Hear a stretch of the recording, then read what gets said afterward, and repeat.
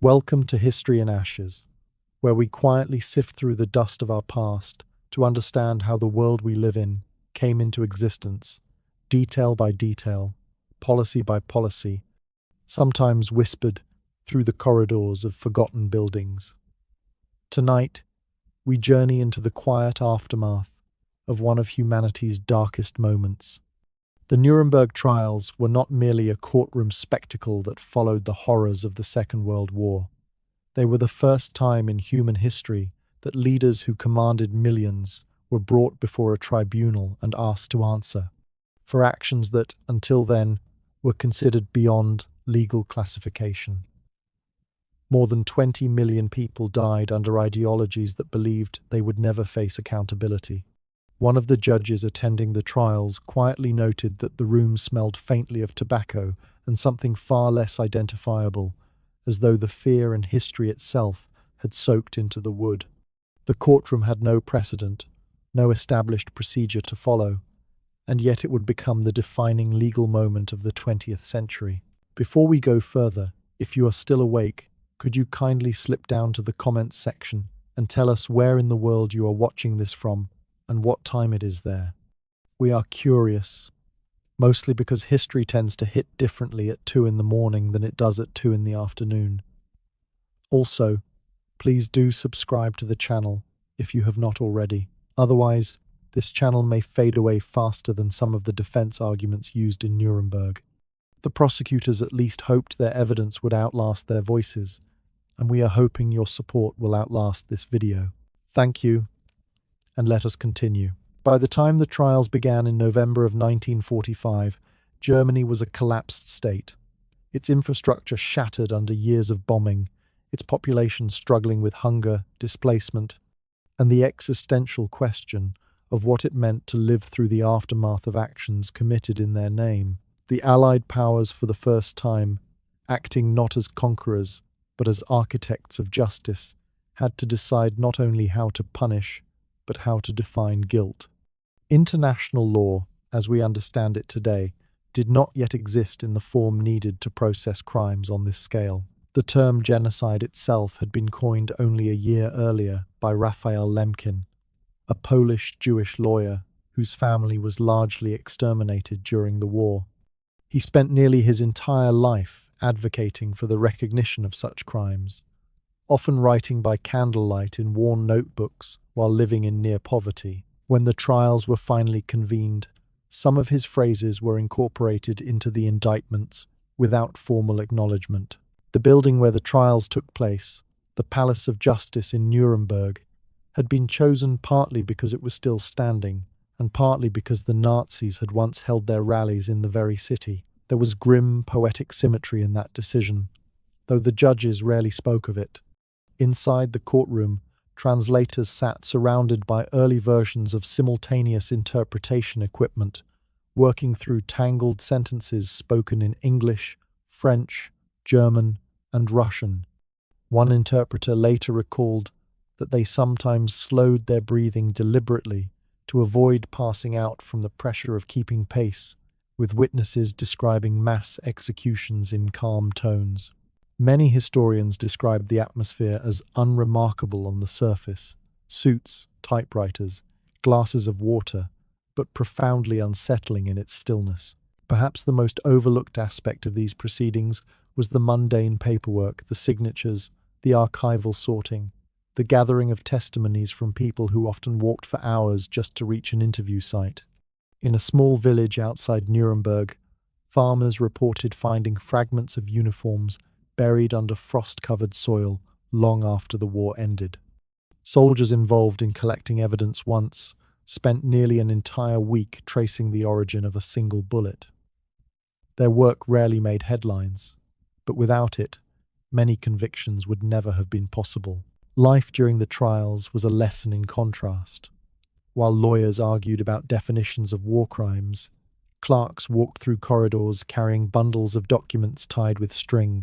In the city itself, families were repairing broken windows with cardboard, melting snow for water, and trading loaves of bread for scrap coal.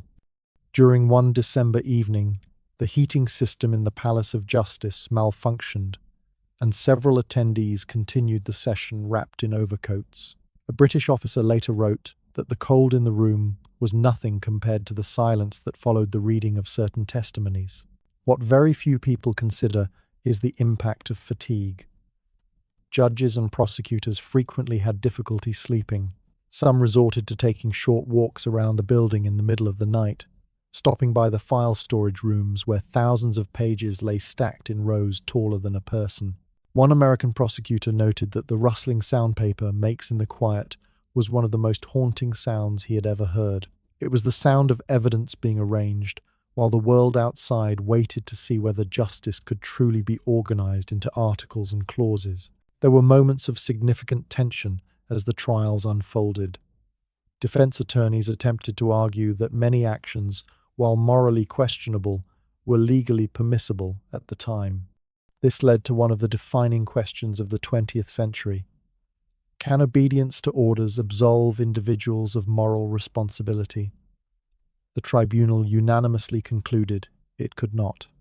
Yet arriving at that conclusion required days of debate over precedents that did not yet exist. One French judge mentioned in his private notes that history was being woven thread by thread through arguments that were often painfully mechanical. Even the timing of each session was influenced by practical survival concerns. Due to limited electricity, hearings often ended before early evening. In some cases, they were suspended because nearby towns had requested energy diversion to hospitals. One archive record from early 1946 mentions that sessions were shortened because snow had damaged transport routes, and several witnesses were delayed. The trials also emphasized the importance of individual testimony. Survivors of concentration camps spoke of daily life in environments that defy comprehension, waking before dawn, lining up for head counts, improvising ways to keep shoes from falling apart so they would not be selected for labor removal. Many spoke quietly, as though their voices were conserving strength even after liberation. A translator recorded in his diary that the pauses between words were often longer than the sentences themselves. When the first verdicts were read, the atmosphere was described as restrained. There were no dramatic reactions shouting across the room. Instead, there were notes taken, breaths exhaled, a few participants rubbing their temples. Outside, the city remained battered but functional, its residents slowly planting small gardens in ruined courtyards. Justice, in that moment, seemed less like a declaration and more like the beginning of an ongoing, complicated process, one that would influence international law, human rights movements, and future conflict resolution. To this day, legal scholars still debate whether the tribunal was fair or if it represented the victors imposing their laws upon the defeated. Perhaps both are true. What is certain is that without this slow, methodical process, many atrocities might have slipped into the unrecorded corners of history. As we take a breath before moving to the next stage of the story, consider this. How do we measure justice when millions of voices were silenced before they could speak? The structure of the Nuremberg Trials did not emerge fully formed. In the months leading up to them, legal experts from the United States, the United Kingdom, France, and the Soviet Union met repeatedly to determine how, if at all, they could establish a fair judicial process for acts never before formally recognized as crimes on an international scale. At this time, in early 1945, countries were still recovering from the final stages of the war. Rail lines were damaged, communication was fragmented, and the transport of legal documentation often relied on military convoys that prioritized food, medical supplies, and survivors over paperwork. Some fragments of early drafts of the tribunal charter were written on whatever scraps of paper were available. A British economist working on reconstruction later remarked that the first outlines of post-war justice may have begun on the back of repurposed ration sheets. One of the earliest debates was whether the accused should be allowed legal representation. It seems obvious today that they would, but at that moment in history, the concept was jarring to many survivors and political leaders.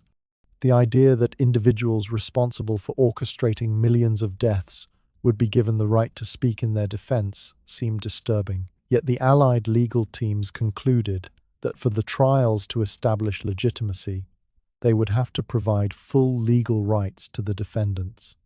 A confidential memorandum circulated among the legal staff stated that the legitimacy of the process depended on precision and restraint, even if it appeared indifferent to suffering. This tension between emotional response and procedural necessity characterized much of the journey.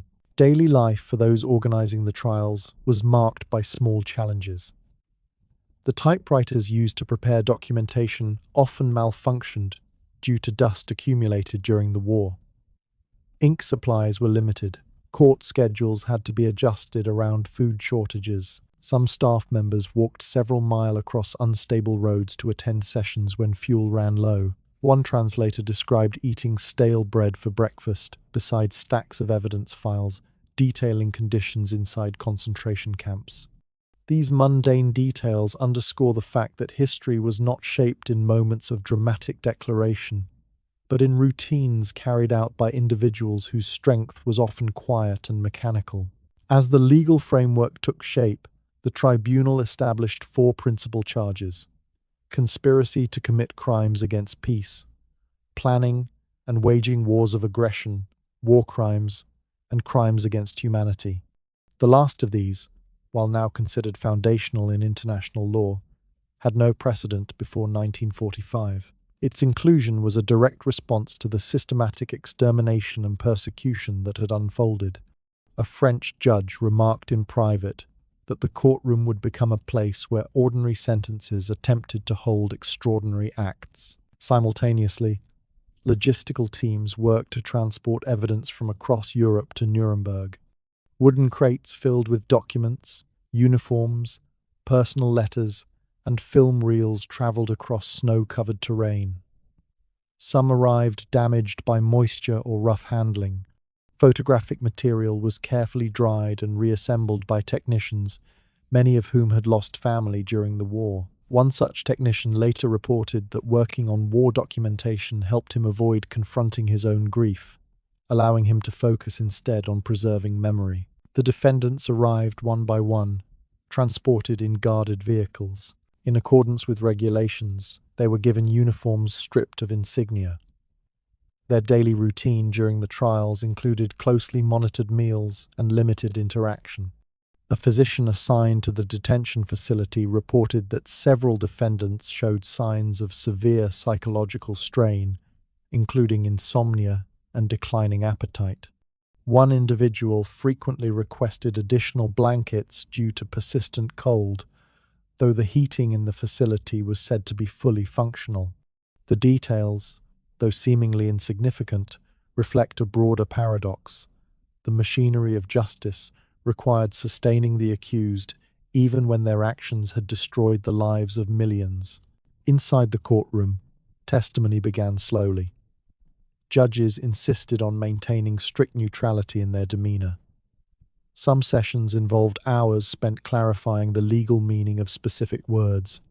One interpreter later wrote that certain questions lasted longer than some military engagements. The tension between conceptual clarity and moral urgency was constant. While eyewitness accounts of atrocities were devastating, the tribunal often paused to determine the precise admissibility of each statement. Interestingly, newspapers of the time alternated between viewing the trials as necessary and criticizing them as prolonged and overly technical. One editorial in mid-1946 described the proceedings as a meeting of exhausted men reading numbers aloud while humanity waits for closure. Yet those numbers, dates, victim counts, transport routes, execution orders formed the backbone of the case against the accused. It was the monotony, some historians argue, that amounted to the real confrontation of truth. The process of questioning the defendants was often slow and methodical. Several attempted to shift blame to subordinates or bureaucratic processes. Others claimed ignorance of the consequences of their directives. These defenses prompted deeper investigation into chains of command and communication.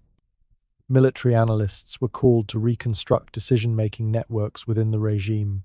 They examined maps, organizational charts, and correspondence, sometimes spending entire days determining the path of a single order from headquarters to field implementation. A late-night report noted that understanding how orders were distributed might ultimately be as important as proving who gave them.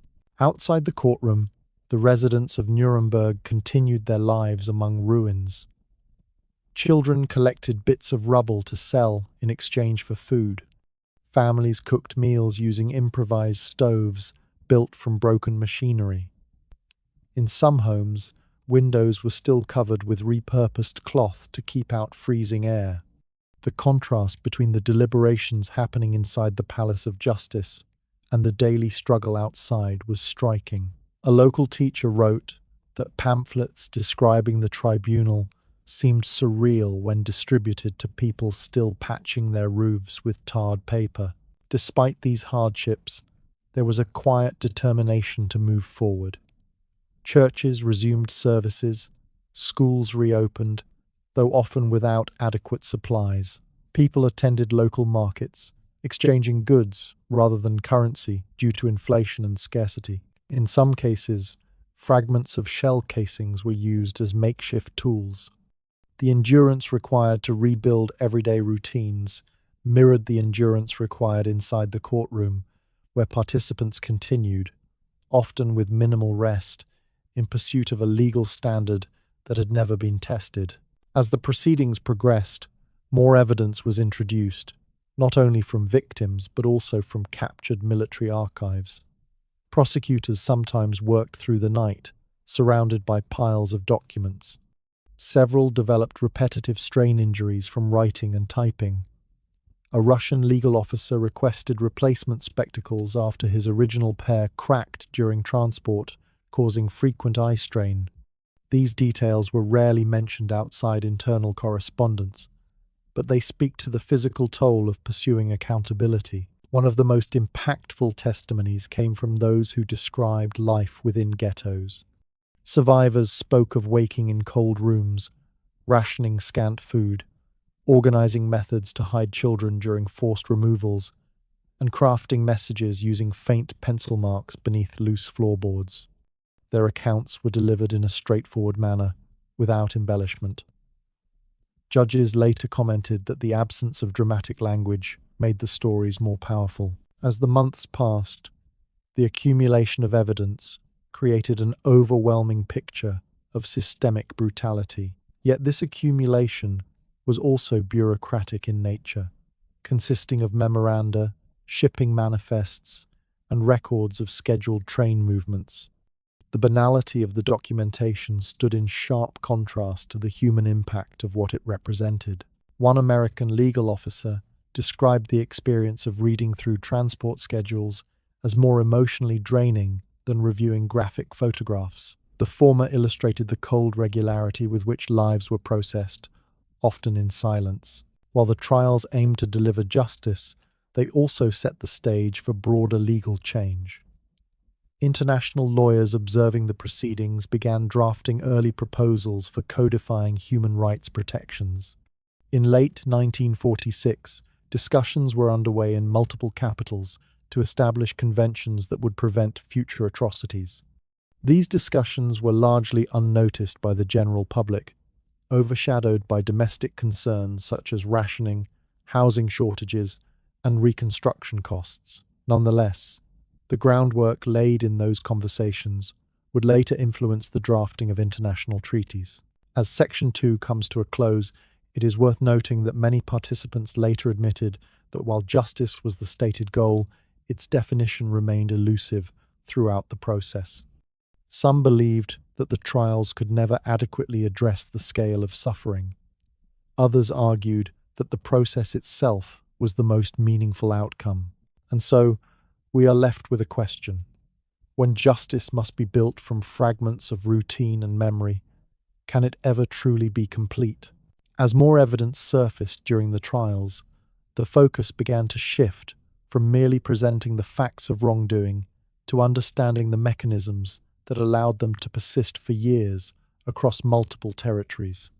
Legal experts noted that organizational structures were complicated, consisting of overlapping commands, regional authorities, and specialized departments. In early deliberations, it became clear that the crimes were not carried out solely by those in high-level positions, but often through ordinary civil servants, train operators, medical staff, and administrative workers.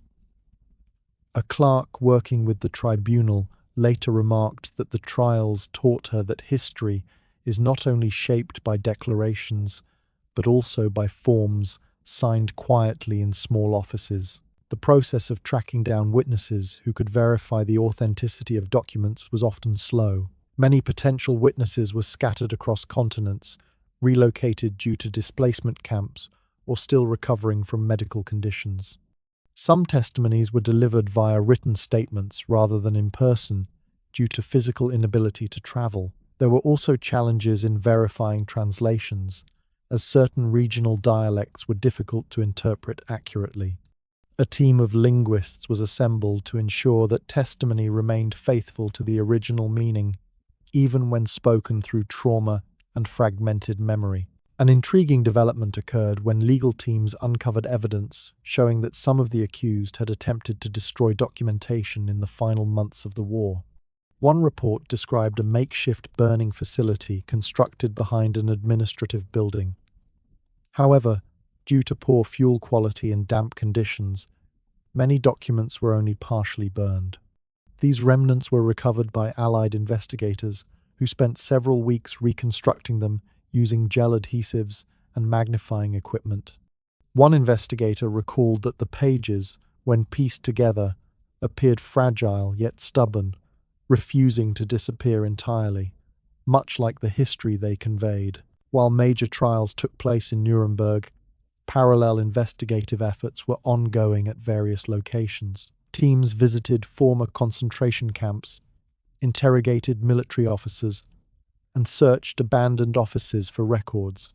Medical personnel provided testimony about experiments performed on unwilling subjects, describing environments controlled by routine procedures rather than overt violence. Many of these accounts emphasized silence, order, and the absence of visible resistance. A French prosecutor noted that it was not the intensity of atrocities that defined them, but the efficiency with which they were executed. Inside Nuremberg, the daily schedule grew increasingly structured. Work began shortly after sunrise, with participants often reviewing documents while still sipping early morning coffee. Lunch breaks were brief and silent. Conversations between staff members rarely involved personal matters. Instead, they focused on categorization of files and preparation for upcoming witness interviews. During work sessions, typewriter keys struck the page in a rhythmic manner. A journalist present at the time described the sound as monotonous, yet strangely reassuring, a sign that the process continued despite mounting fatigue. Efforts were made to protect sensitive material. Some files were stored in insulated containers to prevent deterioration caused by winter frost. Archival specialists checked the humidity levels of storage areas daily. In one instance, a leak in the building roof caused overnight water damage to a small collection of documents. Staff worked urgently to separate pages with blotting materials, and only a handful were lost. The event reinforced the concern that history could be unintentionally erased, not through neglect, but through a crack in a ceiling. The presence of international representatives in the tribunal meant that cultural differences frequently required negotiation. For example, approaches to cross-examination varied significantly between legal traditions. Some preferred direct, pointed questioning, while others relied on gradual build-up of context. To bridge these differences, informal evening discussions were held at nearby accommodations. Participants often spoke with lowered voices, not because of secrecy, but because everyone was exhausted. These talks shaped the tone of the following day's sessions more than any official memorandum. During one exchange in mid-1946, a question was raised regarding how responsibility should be assigned to individuals who claimed they were merely executing state policy. The debate extended over several hours, involving references to philosophical writings, military doctrines, and records of political directives. Ultimately, the tribunal determined that obedience to orders did not nullify personal accountability. This principle later became central to international legal doctrine. Yet, in that moment, it was expressed simply in the statement that duty cannot replace moral judgment. Interpreters often bore the emotional weight of translating descriptions of suffering. A record from their internal meeting noted that some requested rotation schedules to reduce exposure to particularly distressing testimonies. However, staffing limitations meant such accommodations were not always possible. One interpreter began wearing gloves during sessions, stating that the tactile reminder of separation helped her preserve composure. She later acknowledged that the practice had no real protective effect, but it provided a sense of structure in an otherwise overwhelming environment. Meanwhile, local residents encountered new forms of engagement with history. Tours of the tribunal building were occasionally offered to civilians permitted within the official zone. One elderly man reportedly left such a tour in silence, later writing that seeing desks covered in documentation reminded him not of justice, but of the days when similar tables had carried ration queues. Daily life remained dictated by supply chains, weather, and informal bartering. Few discussed the trials openly in street conversations. Some saw them as necessary, others as a distant matter unrelated to their immediate struggles. In the legal archives, handwritten annotations were frequently found in margins. These often included reminders to verify data or cross-check references, but occasionally they included personal remarks. In one instance, alongside a description of deportation rates, a simple note read, "Remember, patience." Another stated, "Coffee when possible." Such notations introduce glimpses into the lives of those processing vast amounts of suffering. They functioned not as emotional outbursts, but as quiet markers of endurance. Economists studying post-war reconstruction took interest in the tribunal's records, not for their legal conclusions, but for logistical insights. Many reports included descriptions of resource allocation, transportation systems, and manufacturing capabilities across occupied territories. These data later aided in rebuilding infrastructure.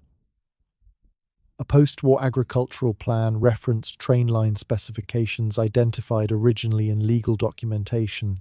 This unintended use of trial material highlights the interconnected nature of legal, social, and economic recovery.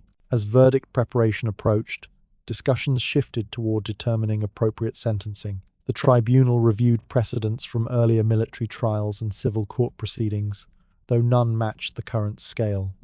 Judges considered factors such as role in planning, participation in execution, and efforts to conceal evidence. Debate lasted several days. One judge reportedly walked for hours around the building perimeter at dusk, seeking clarity. He recorded that the crumbling walls surrounding him mirrored the difficulty of reaching final judgment. When the first verdicts were eventually drafted, the language was precise, reserved, and devoid of expressive emphasis. It was designed to withstand scrutiny more than to deliver emotional closure. Translations were carefully reviewed to ensure consistency across multiple languages.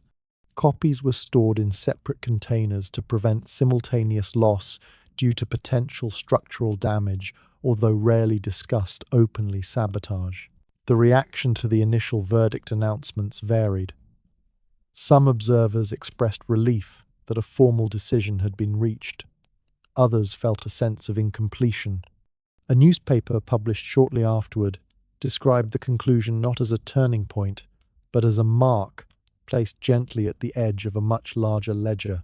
Outside the tribunal facility, a group of children played in the snow near an abandoned artillery shell. Their laughter contrasted sharply with the solemn atmosphere within.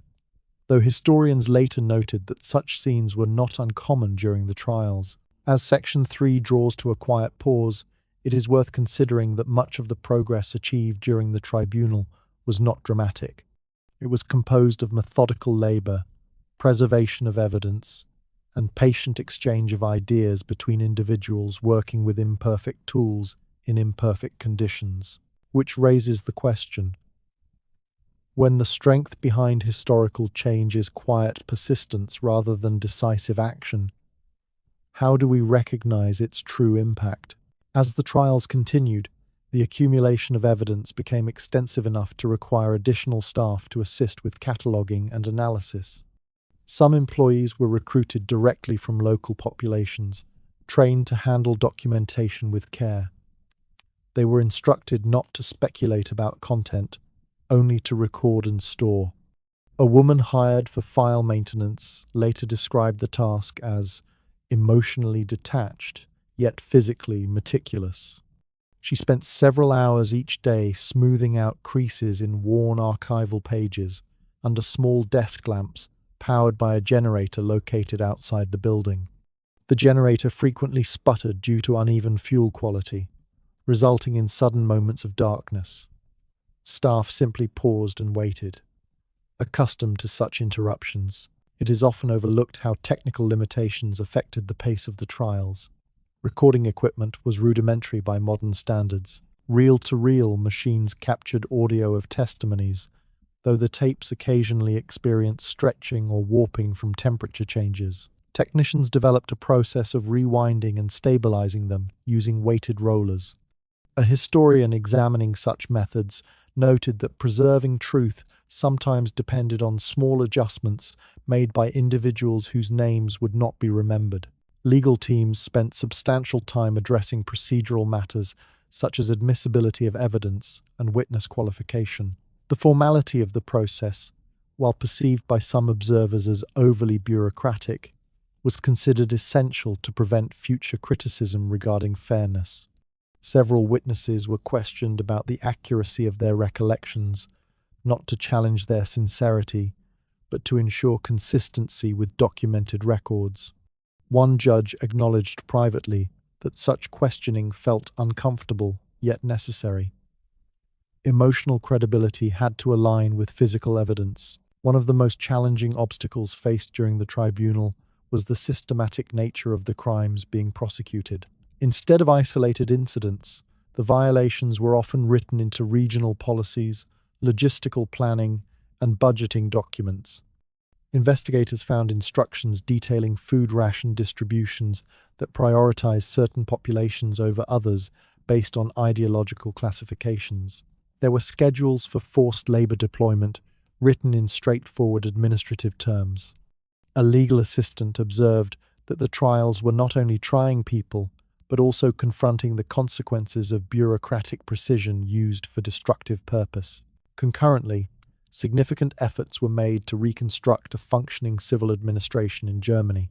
Economic stabilization required careful coordination with military governments, local authorities, and international relief efforts. Distribution of coal, rebuilding of rail transport, and allocation of housing for displaced persons were major concerns. The tribunal occasionally paused proceedings to allow judges and officials to participate in regional recovery meetings. One British official wrote that balancing justice with reconstruction resembled trying to adjust gears while the machine was still running. Daily life around the tribunal remained austere. Water supplies were often inconsistent, forcing participants to ration washing. There were periods when indoor temperatures dropped so low that ink thickened inside fountain pens. Some staff wrote in pencil, wrapped in cloth to prevent breakage. Meals generally consisted of bread, preserved vegetables, and occasional soup. Despite limitations, individuals found ways to maintain routine.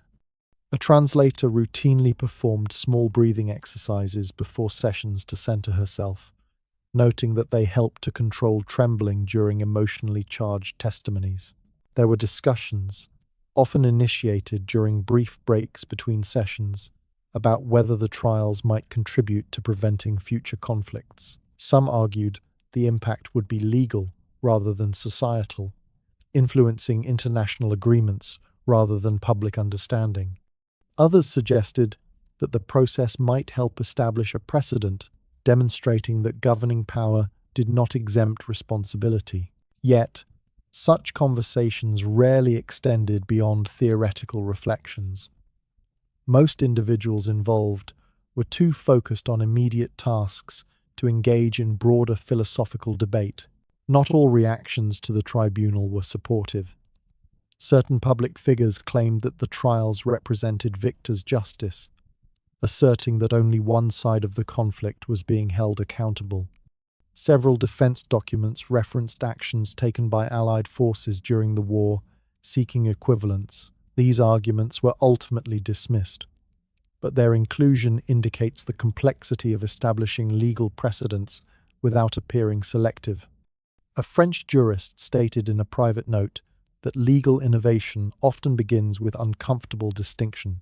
Various forms of testimony introduced the realities of camp life in stark terms. Survivors spoke calmly, describing daily routines, forced labor, medical examinations, and methods of concealment used by prisoners to preserve belongings or protect others.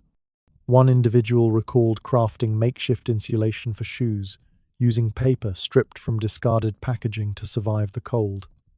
Their testimony detailed how small acts of adaptation extended survival by days or weeks.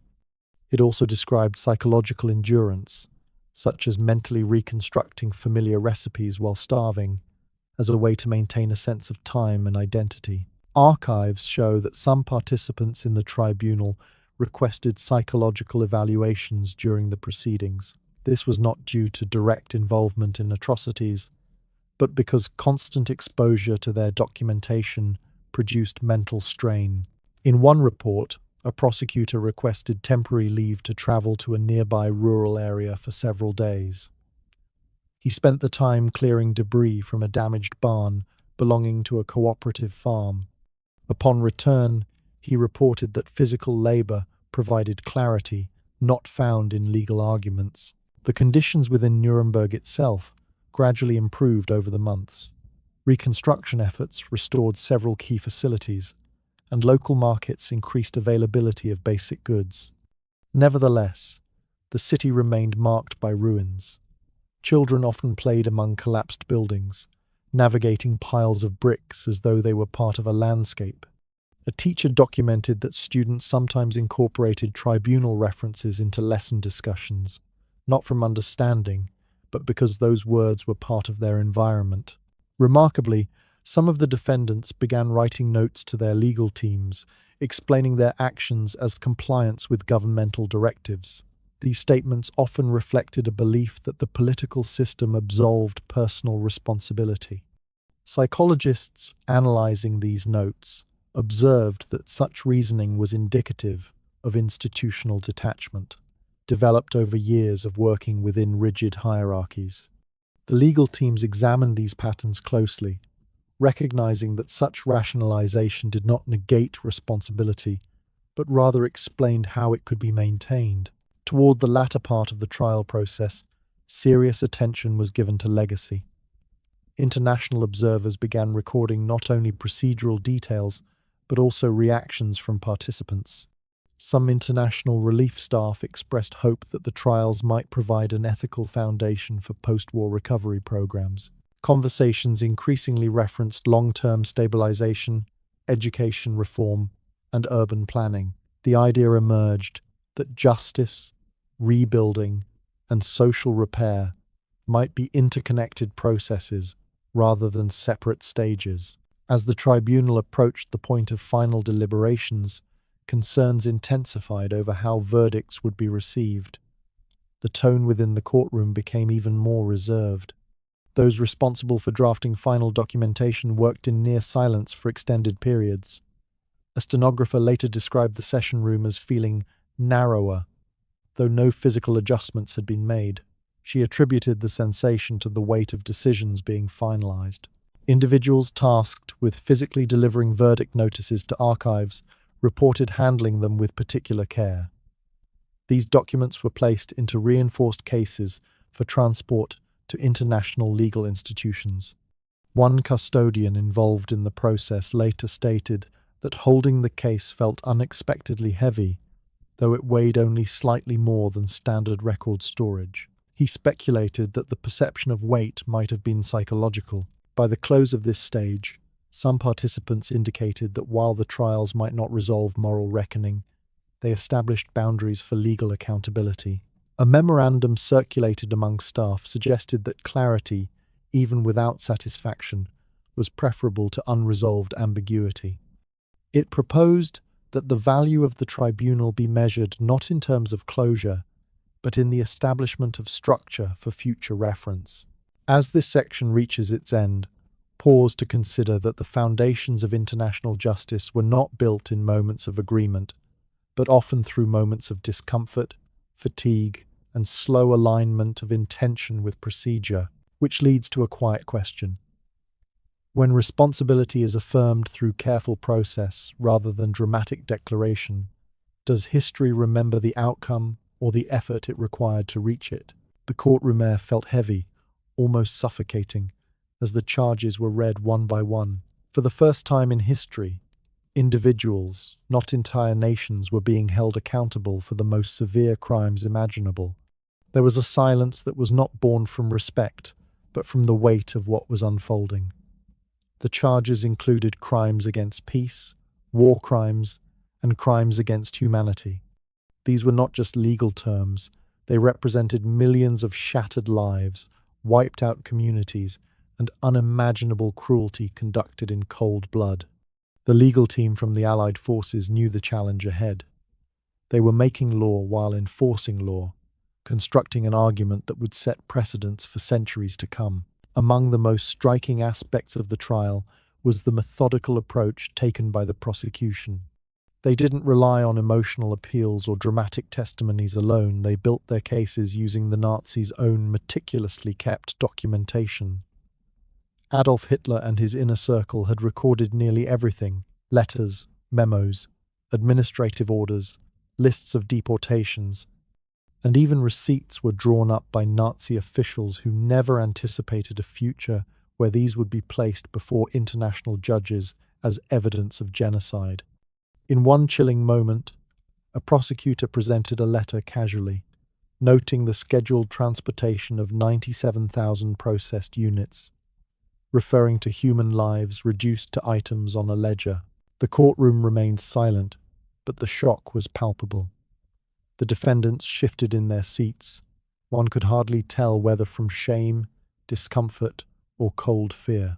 The legal strategy of using the perpetrator's own records transformed the trial. Rather than attempting to prove atrocities through mere witness accounts, which many defendants would claim were exaggerated or invented, the prosecution showcased incontrovertible documentary evidence. Stripped of rhetoric, the papers spoke for themselves. They revealed not only what was done, but that it was done deliberately, with administrative precision.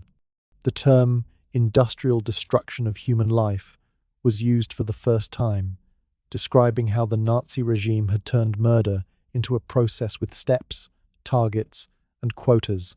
Yet despite the overwhelming evidence, the defense lawyers attempted to argue that the defendants were following orders, and that international law did not exist in the way the prosecution was applying it.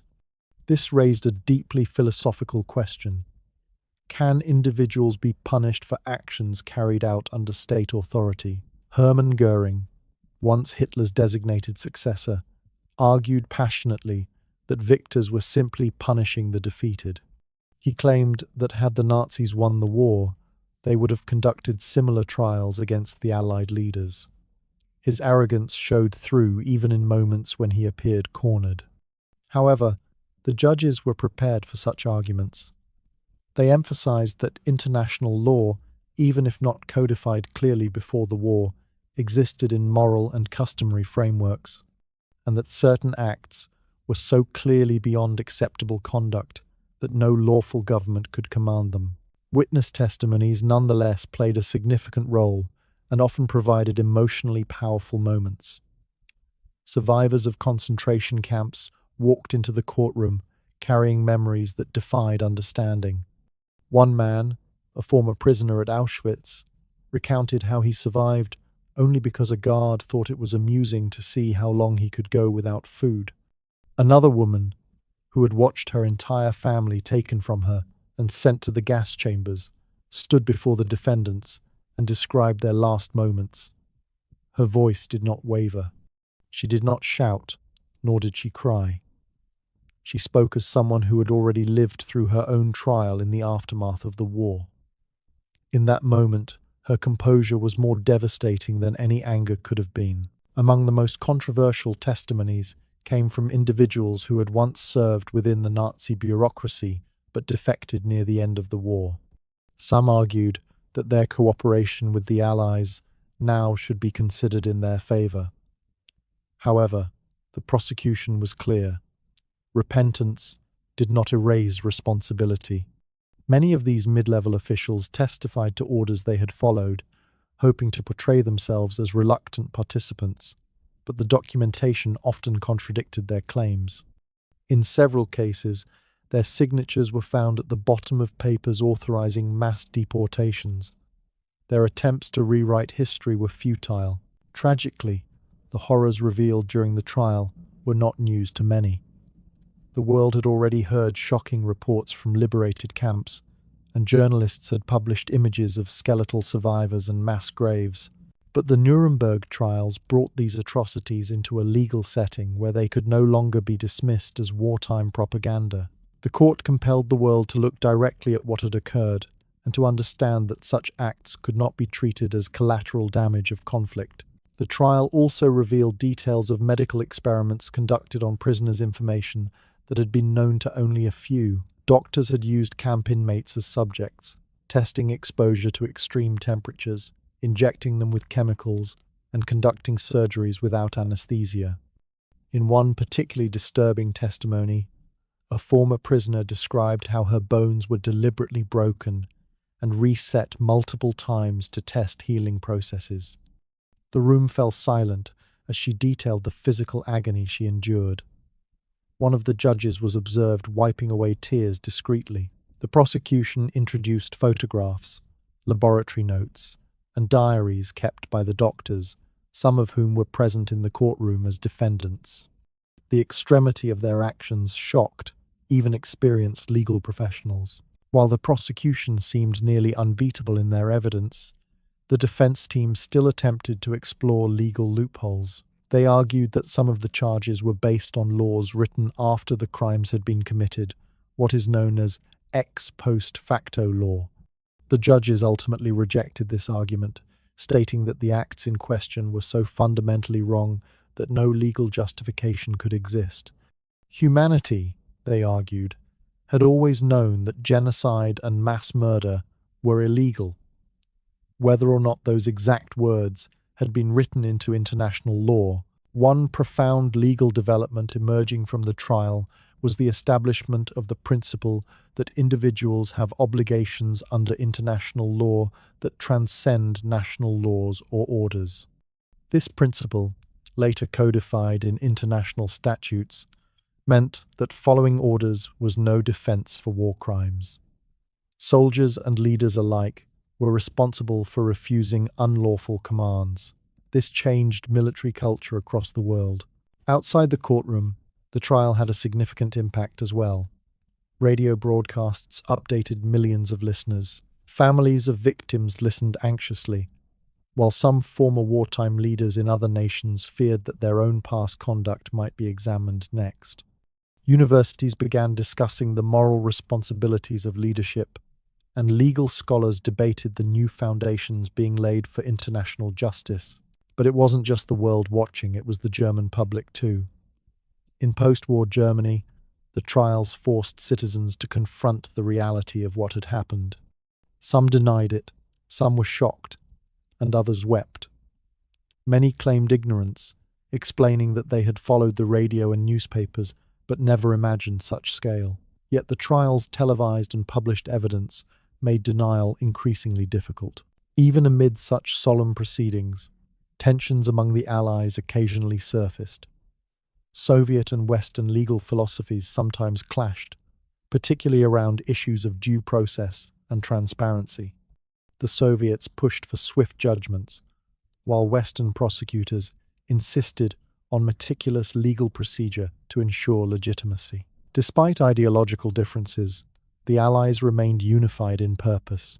Justice must not only be done, but seen to be done. The prosecution concluded the presentation of its evidence with a somber warning, reminding the judges and the world that failure to uphold justice at this moment could lead to future atrocities. They emphasized that this trial was not about vengeance, it was about establishing a standard. If humanity was to say, "Never again," it must first show that such behavior would be punished without exception. When the final speech ended, the courtroom remained quiet, not because there were no questions left to ask, but because so many had already been answered questions that humanity did not want to face but could no longer avoid. The era before the Nuremberg Trials had ended. What came next would reshape law and morality for generations. The next phase of the trials focused on closing arguments and the psychological unraveling of the defendants. As months passed, the defendants who once outwardly projected power and unshakable confidence began showing signs of mental collapse. Their shifting demeanor said more than any testimony could. Hermann Goering, initially confident and calculating, became visibly agitated when prosecution psychologists confronted him with his own recorded speeches, encouraging brutality. He tried to regain control by asserting that his actions were patriotic, not criminal, but the gravity of the trial wore him down. Observers noted he appeared increasingly restless, insisting that history would judge differently. Yet the trial wasn't about future judgments, it was about accountability in the present. One of the most disturbing dynamics seen during the closing months was the difference between those defendants who continued to justify their actions and those who seemed genuinely remorseful. Albert Speer, Hitler's chief architect and minister of armaments, admitted his moral failure. He stated that he bore responsibility for his contribution to the war machine, even if he had not directly participated in atrocities. This admission stood in deep contrast to others, such as Joachim von Ribbentrop, who continued to deny all wrongdoing despite overwhelming evidence. Speer's admission sparked controversy. Was it genuine remorse or calculated legal strategy? Some believed he regretted not the crimes but the failure of the regime. Others suggested his willingness to accept guilt helped the court solidify the precedent that personal responsibility transcends rank. The judges also deliberated silently over one of the most complex decisions of the trial, determining whether the Nazi organizations such as the SS, Gestapo, and Nazi Party leadership should be declared criminal because of their systematic involvement.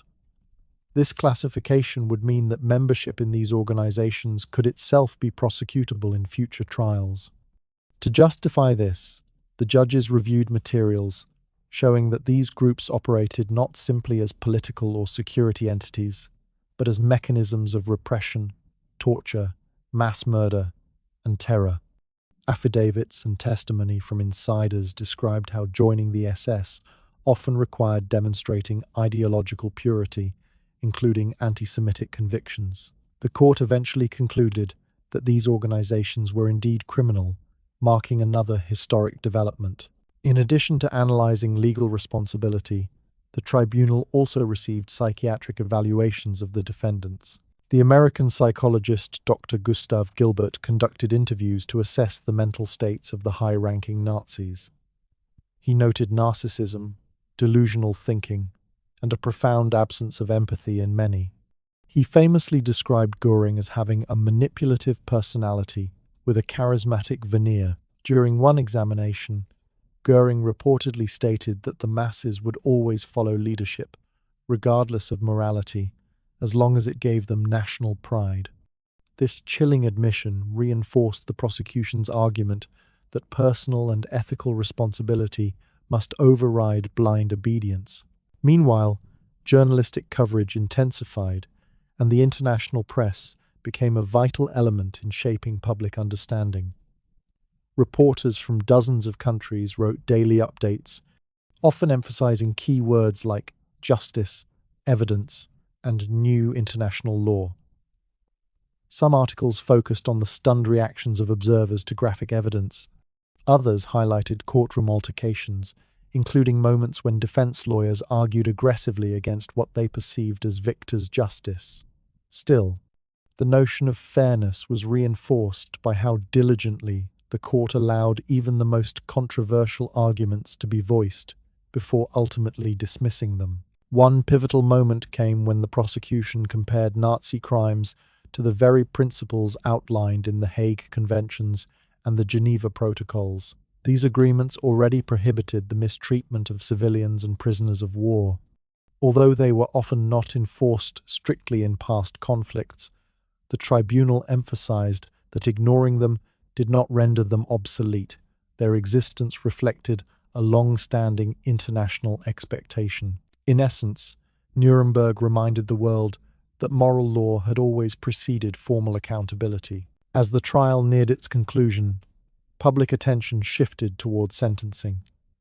The world wondered how justice could be proportionate to such scale. Could death sentences ever truly reflect the magnitude of suffering caused? Could life imprisonment repair anything? One British prosecutor noted in his closing remarks that justice was not about equal exchange, but acknowledgement. The acknowledgement that wrong had been done and responsibility must be carried. On the 1st of October 1946, the tribunal delivered its verdicts. The courtroom was packed with legal representatives, journalists, and observers. Even empty seats seemed to carry the presence of those who could not be there, the millions murdered or displaced. One by one, the defendants stood to hear their fates. Göring was sentenced to death by hanging. Yet in a final act of defiance, he cheated the court by committing suicide in his cell the night before his execution, using a smuggled cyanide capsule. His death left the tribunal frustrated, deprived of the symbolic closure of his execution. Other major figures also received death sentences. Joachim von Ribbentrop, Ernst Kaltenbrunner, Alfred Rosenberg, and Hans Frank were among them. Some reacted with anger, others with silence. A few, like Fritz Sockel, cried out, pleading for understanding. He claimed he had only followed orders and sought no harm. The judges remained unmoved. Some perpetrators were sentenced to life imprisonment, while others received shorter terms. Albert Speer, whose partial admission of guilt influenced the court, was sentenced to 20 years. Rudolf Hess, Hitler's deputy who had flown to Britain in a controversial solo mission in 1941, was given life imprisonment. 3 defendants were surprisingly acquitted: Franz von Papen, Hjalmar Schacht, and Hans Fritzsche. Their acquittals sparked global debate, as many believed their involvement in enabling Nazi power was significant. The court explained that while their actions were morally questionable, they did not meet the precise legal standards established during the trial. Critics saw the acquittals as inconsistent, while others viewed them as proof that the tribunal did not operate purely as a punishment machine. It weighed evidence carefully and ruled objectively. In the aftermath, the executions proceeded on the 16th of October, 1946. 10 men were hanged, although the mechanics of the executions were reportedly flawed, leading to prolonged suffering. This generated controversy but was overshadowed by broader developments. International focus had shifted toward the reconstruction of Europe and the creation of a new framework for human rights. The newly formed United Nations passed the Genocide Convention in 1948 and adopted the Universal Declaration of Human Rights, both heavily influenced by Nuremberg's legacy. However, not all reactions were positive or unified. Some critics argued that the trial represented hypocrisy, as Allied powers themselves had committed actions in wartime that could be considered crimes, such as the bombing of civilian areas in Dresden and the use of atomic bombs on Hiroshima and Nagasaki. Lead prosecutor Robert Jackson acknowledged these moral complexities, but reiterated that the tribunal was not designed to absolve history of all violence, only to establish a foundation for future accountability. The Soviet approach to justice was another point of contention. The Soviet Union insisted on harsher penalties and was less concerned with individual rights during the process. Some Western lawyers worried about the implications this might have for global justice systems if the Soviet model influenced the future. These differences foreshadowed the ideological divisions that would crystallize during the Cold War. Despite these tensions, the impact of the Nuremberg Trials extended beyond the courtroom walls. It inspired the establishment of the International Military Tribunal for the Far East, which prosecuted Japanese war criminals. It also laid the groundwork for future institutions, including the International Criminal Court, ICC. Legal scholars often regard Nuremberg as the birth of modern international criminal law, but perhaps the most lasting legacy of the trial was its moral and educational influence. It forced societies to teach future generations not only what happened, but why it must never happen again. Films, books, education programs, and memorial services were developed to preserve the trial's lessons. Survivors participated in discussions decades later, using the trial's verdict as a point of reference in ongoing activism for justice. In time, Nuremberg became a symbol not of punishment, but of possibility. The possibility that humanity could confront its darkest actions and respond not with vengeance, but with structured accountability. A British judge described it best in a personal letter written after the verdicts. "We did not merely punish men. We chose to remind the world of what it means to be human, possible."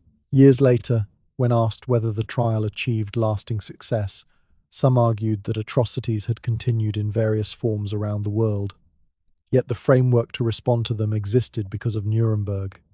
When genocides occurred in Rwanda and the Balkans, international tribunals followed.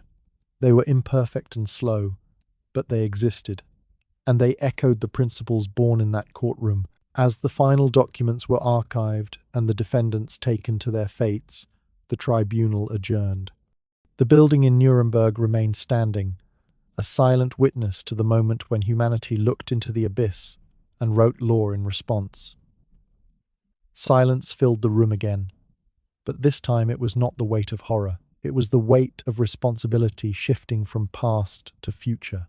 As the primary tribunal came to a close, the question of what to do next emerged with quiet urgency. The initial trials had addressed only the highest-ranking officials, yet thousands of others had taken part in orchestrating or executing policies of oppression and violence.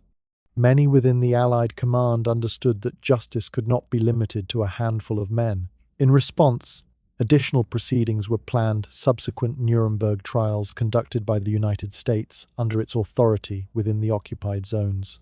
These proceedings would last until 1949 and bring nearly 200 lower-ranking officials and industrialists to court. The aim was no longer just historical accountability, but constructing a usable legal precedent for future generations. One of the most complex cases involved the business leaders whose companies supplied materials and labor to the Nazi regime. Leaders of major firms such as IG Farben and Krupp were charged with exploiting forced laborers brought from concentration camps and occupied territories. Thousands of people were compelled to work under brutal conditions, often without adequate food or shelter. Some historians note that while the military officials wielded power through orders and force, industrialists wielded power by normalizing exploitation through bureaucracy and economics. A former laborer testified that he was assigned to work in a factory where machinery was more carefully maintained than the workers themselves. According to archival notes, one manager argued during cross-examination that he was simply running a business, an explanation that was met with muted incredulity. During these subsequent trials, the tribunal emphasized the concept of command responsibility. It clarified that those who manage resources, logistics, or planning share liability for resulting crimes, if they knowingly contribute to or benefit from them. While some defendants argued that refusing cooperation with the regime would have led to imprisonment or death, the court maintained that the scale of complicity extended beyond coercion. In many cases, cooperation appeared not as survival, but as opportunity for expansion and profit. Convictions in these trials demonstrated an evolving understanding. Atrocities could not be carried out without deep institutional participation. There was a contrasting element among the testimonies, stories of quiet resistance. Some officials ignored orders, delayed paperwork, or secretly sabotaged operations. Their actions rarely made headlines, but they offered glimpses into human resilience within systems designed to suppress it. In one instance, a mid-ranking bureaucrat intentionally misfiled deportation records, preventing the transfer of several families. He survived the war, but his testimony was withdrawn from the legal file due to issues confirming documentation. However, historians reconstructed his account from personal letters and interviews conducted later in life. His efforts did not transform the course of events, but they revealed a kind of everyday courage that rarely receives recognition. As the trials advanced, attention also turned toward the role of medical professionals within the Nazi regime. The doctor's trial exposed the involvement of physicians in forced sterilizations, euthanasia programs, and human experimentation. Testimony included descriptions of procedures performed without anesthesia, injections intended to induce disease, and surgical mutilations intended to test endurance. One survivor spoke in a monotone voice, describing how he had been injected with substances that caused prolonged seizures. When asked how he survived, he said he concentrated on imagining a stream of water flowing beside him, something he had seen near his childhood home. A psychiatrist present during the testimony later noted that this visualization may have been one of the earliest documented examples of trauma-based coping in extreme conditions. The tribunal also examined the role of law itself under the regime. Judges and legal officials were charged with perverting justice to support racial laws and mass persecution. Some of them, wearing black robes during the hearings, appeared composed and unemotional. When one was asked whether he had ever questioned the validity of sentencing people to death for minor infractions, he responded that the law is the law. This phrase became a chilling reminder that legal structures can be used to justify almost anything when stripped of moral guidance. It spurred discussions about natural law and the duty of legal professionals to refuse participation in systems that negate fundamental human rights. Outside the courtroom, conditions in Germany slowly improved. Reconstruction efforts began in earnest, funded partly through international support and partly through growing local industry. Food shortages persisted, but ration systems were more organized, and small markets opened in urban centers. In some cities, people began repurposing bombed-out buildings into community spaces. Children attended improvised schools, sometimes sitting on overturned crates, learning from teachers who used charcoal to write on makeshift boards. There was a sense among some residents that Nuremberg's legal proceedings represented a vital step in rebuilding not just the infrastructure, but the ethical foundations of society. Internationally, the response to the trials continued to evolve. Initially, many hoped they would mark a permanent turning point, but as political tensions increased between the Soviet Union and Western powers, consensus began to fracture. The onset of the Cold War introduced new priorities, including defense strategies and alliance building. Some viewed the trials as a relic of a brief period in which cooperation was possible. Others argued that the ideals established at Nuremberg must transcend political divisions. Certain academics expressed concern that the lessons would be overshadowed by geopolitical strategies, noting that trials are most successful as educational tools when follow-up mechanisms are strong. During this transitional period, a subtle shift occurred in how people understood justice. The idea of collective responsibility against war crimes gained traction. educational programs across several countries introduced lessons not only about what had happened, but about why it was allowed to happen. Public institutions began discussing how ordinary citizens can unintentionally support harmful structures by remaining passive. The narrative moved from punishment to prevention, from legal enforcement to cultural awareness. One notable development was the inclusion of Nuremberg principles in military training programs. Officers were instructed that obeying illegal orders is not a defense in international law. They were obligated to question actions that violate basic human rights. This incorporated legal precedents into strategic frameworks, helping to slowly reshape military ethics. Although not universally adopted, it represented a shift toward integrating moral considerations into hierarchical environments. Meanwhile, survivor testimonies became increasingly central to public understanding. Several individuals who had spoken during the trials went on to participate in academic discussions and educational projects. One former prisoner traveled to universities holding quiet seminars where he spoke not only about the brutality he endured, but also about his experiences surviving through silent strategies, conserving energy, memorizing names to preserve identity, and focusing on small acts like repairing a shirt using thread extracted from old fabric. These details of everyday endurance resonated with listeners who realized responsibility for history includes preserving memory. Decades later, as records were declassified and translated, researchers uncovered additional details that had not been emphasized during the trials. Letters between prosecutors revealed private doubts over whether the world would truly internalize the lessons. One legal officer wrote that he feared future generations would learn the dates and verdicts, but overlook the context, the ordinary decisions that built toward extraordinary consequences. That fear proved partly accurate. While the trials established fundamental legal precedents, public understanding fluctuated with time. Interest in the subject often rose during anniversaries or when new conflicts emerged, prompting comparisons. Today, visitors can tour the courtroom at Nuremberg where the trials were held.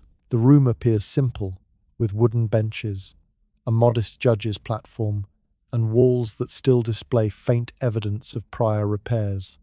Guides explain that it is not the physical structure that holds importance, but the historical moment it represents, the instance when law was used to confront power. Some visitors remark on the calm atmosphere of the room, noting that it feels strangely quiet, as though the weight of what was said there still lingers in the air. A historian once described the site as a room where silence became necessary before words could carry responsibility.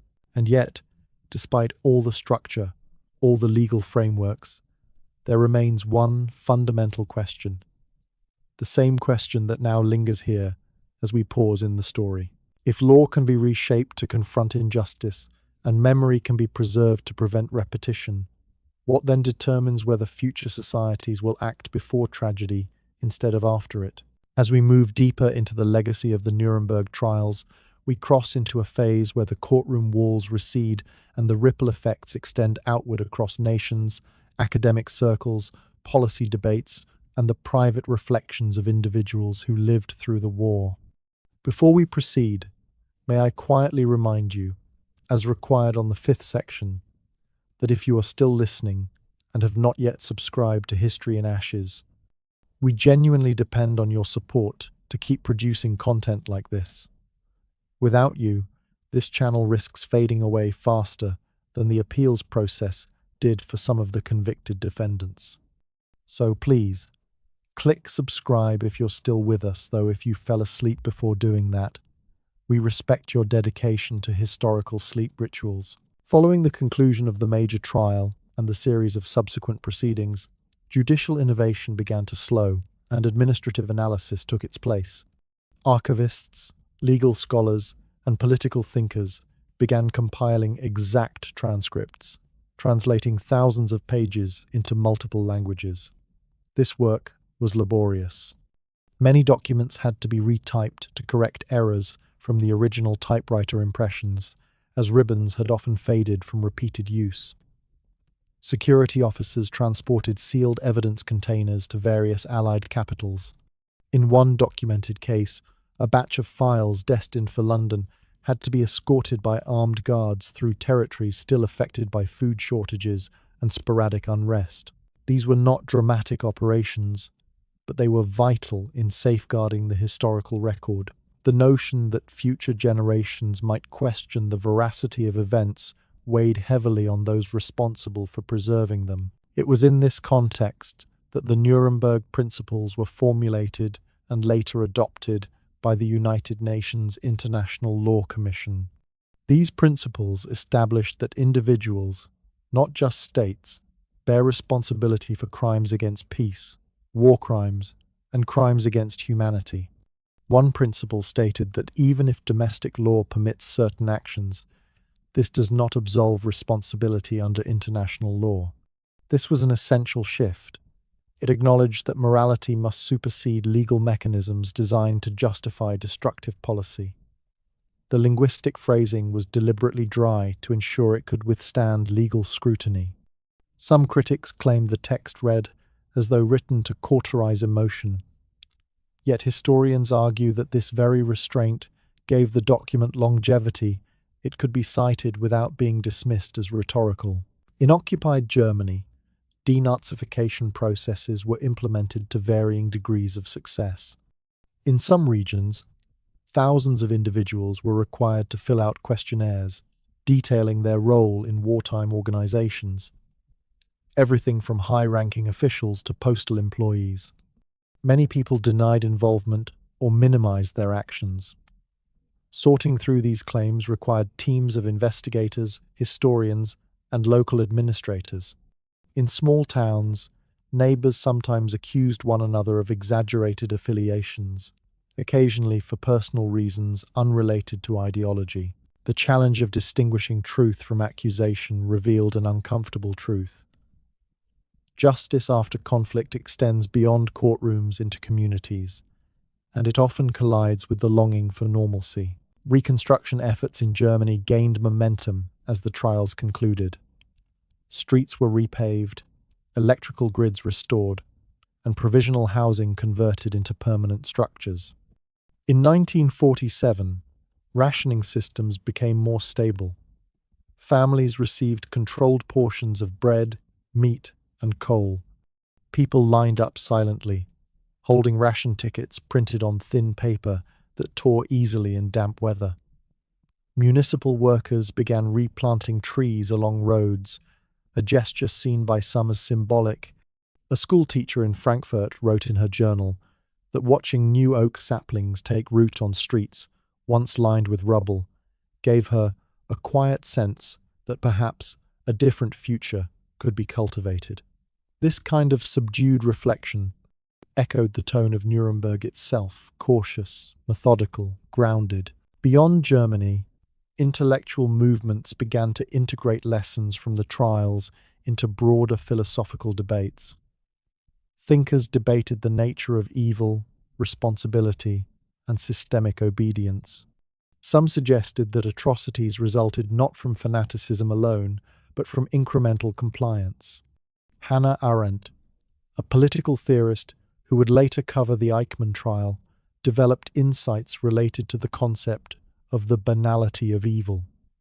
While her work focused on different proceedings, its conceptual roots trace back in part to observations from Nuremberg that destructive systems flourish not solely through passionate zeal, but through quiet administrative participation.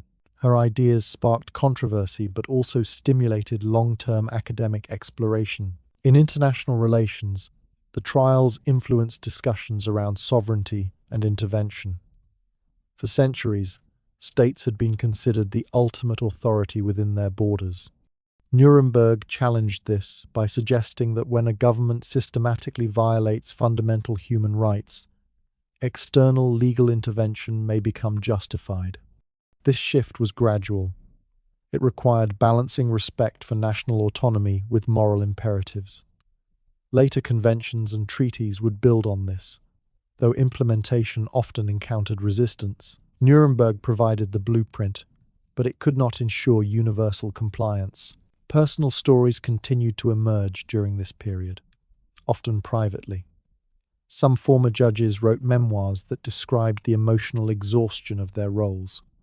One American judge recounted how he occasionally reread the transcripts late at night, not to revisit the evidence, but to reassure himself that the process had been thorough. He confessed that during moments of doubt, he found stability in the detail of typed pages, believing that accuracy itself was a form of justice. A British legal aid wrote that the smell of wood in the courtroom lingered in his memory long after the trial ended.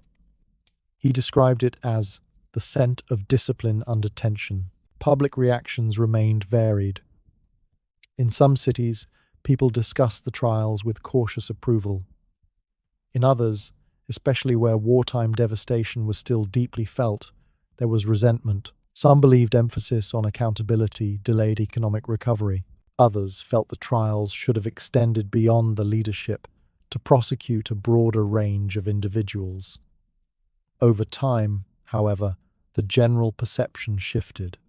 As Reconstruction progressed and historical education programs increased, more people began to recognize Nuremberg as a cornerstone of post-war ethical realignment. The trials also raised questions about the limits of legal action. Could a courtroom genuinely address the enormity of suffering? Could any verdict restore dignity to the millions targeted during the war?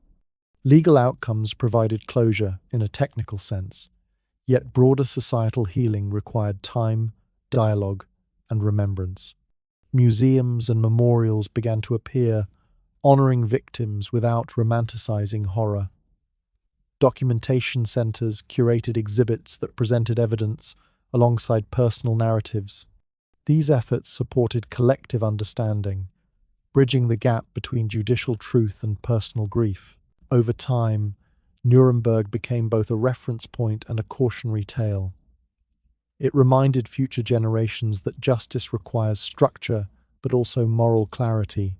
It demonstrated that courage can manifest not only in resistance, but in the slow work of organizing facts, reviewing testimony, and articulating verdicts that may be questioned for decades.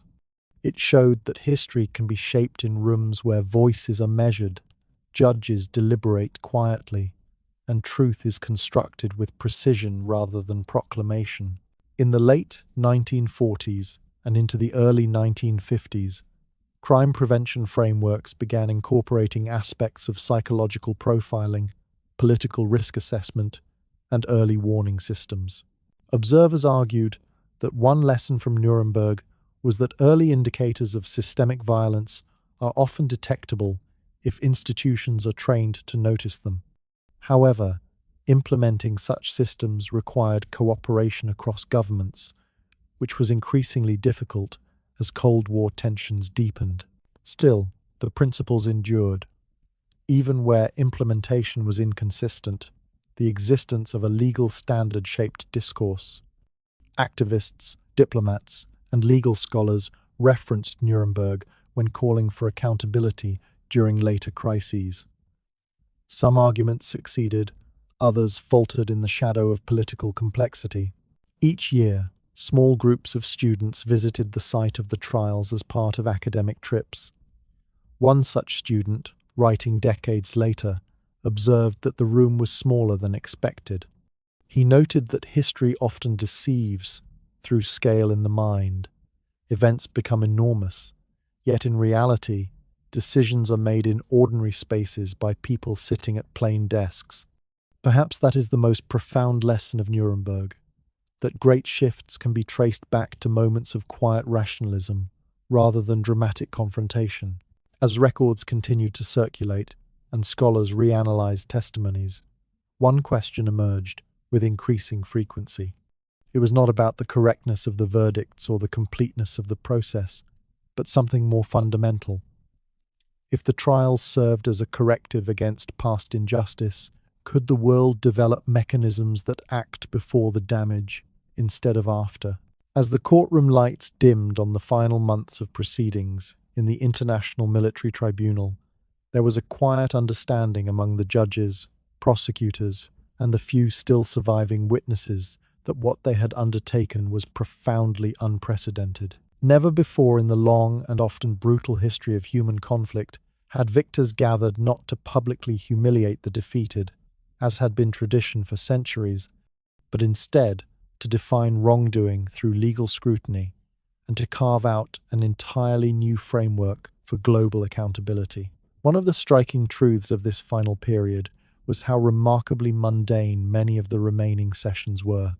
By late 1946 and through the tail end of 1947, the courtroom spent days reviewing transport logs, equipment requisitions, and detailed maintenance reports. Rather than speechifying about morality, the judges inspected signatures, compared mailing dates, and cross-checked locomotive schedules. Through these seemingly dull administrative documents, prosecutors traced the architecture of vast crimes to individuals who once insisted they were only fulfilling their duties. Many future observers would describe the late Nuremberg proceedings as emotionally heavy and procedurally slow. But it was precisely this slowness that became essential to the tribunal's legacy.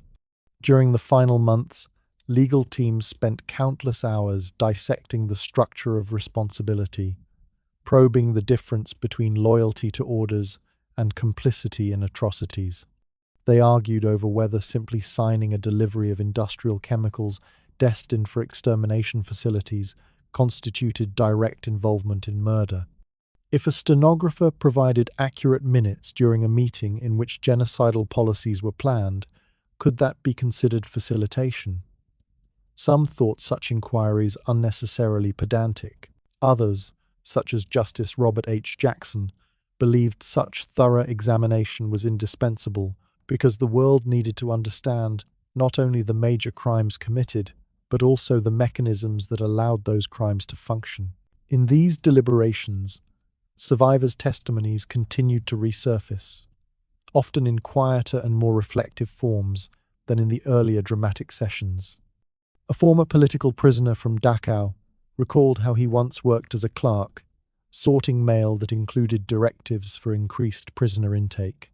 He described how he coped by compartmentalizing his thoughts, trying not to consider what those directives truly meant. The survivors themselves admitted that survival required strategic emotional detachment. One witness said it felt as though every day he repeated the same unspoken calculation: remain numb long enough to stay alive. Such testimonies were neither especially dramatic nor filled with dramatic revelations. They reflected a dreary and persistent survival, a steady march through days defined by exhaustion and rationed bread. But these quieter stories resonated powerfully with the tribunal, reinforcing the notion that survival under totalitarian control often involved internal compromise and emotional self-preservation. By the close of the primary tribunal years, legal concepts such as crimes against humanity and genocide had begun to solidify, but they did not emerge fully formed. Rather, they were shaped through routine legal debates, often prompted by minor administrative details. In one instance, defense attorneys argued that an accused official had only ever authorized transportation schedules and never directly ordered any executions.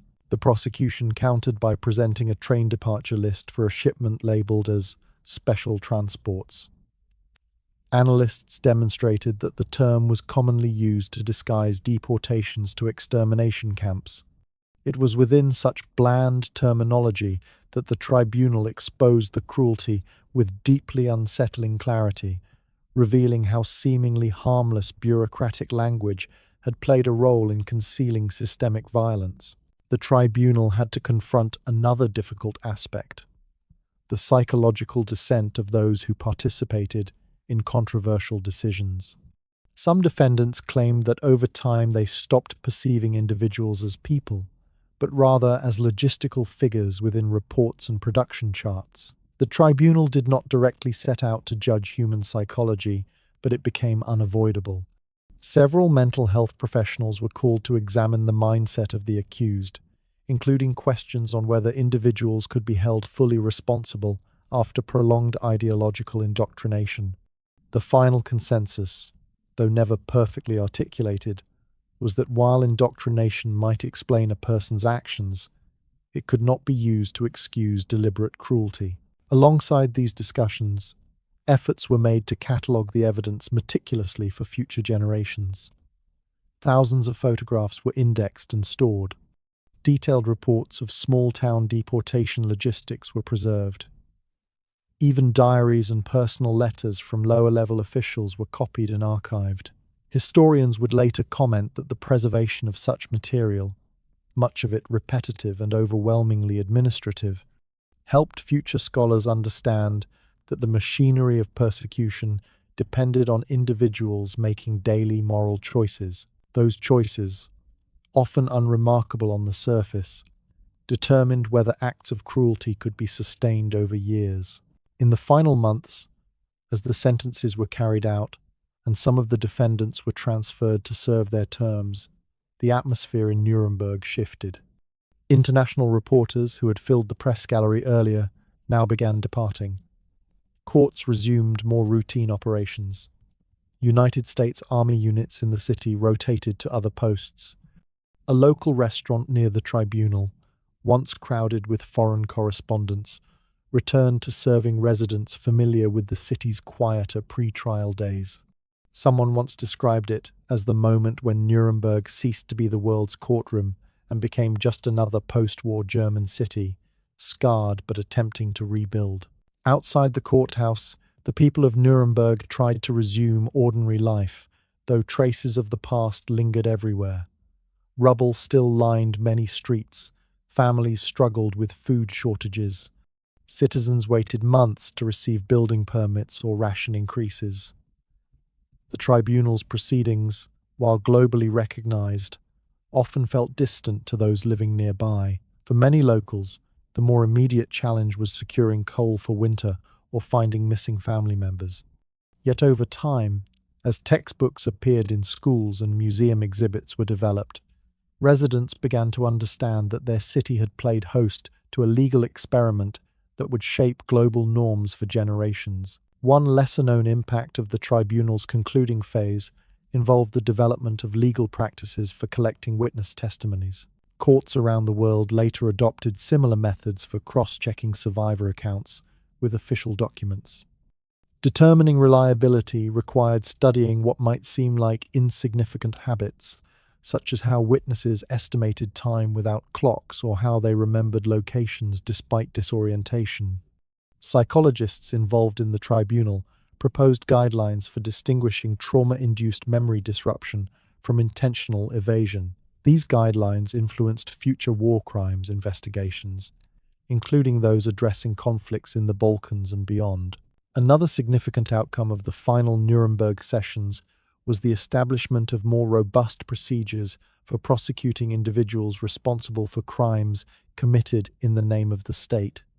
The tribunal asserted that obedience to orders did not eliminate responsibility when the orders led to severe human rights violations. This principle became central to later international legal frameworks. Yet it was refined not through powerful speeches, but through a slow and methodical examination of documents involving raw material allocations, camp construction plans, and supply chain calculations. It was in the details that justice evolved. As sentencing orders were fulfilled, some of the defendants maintained silence, refusing to speak further.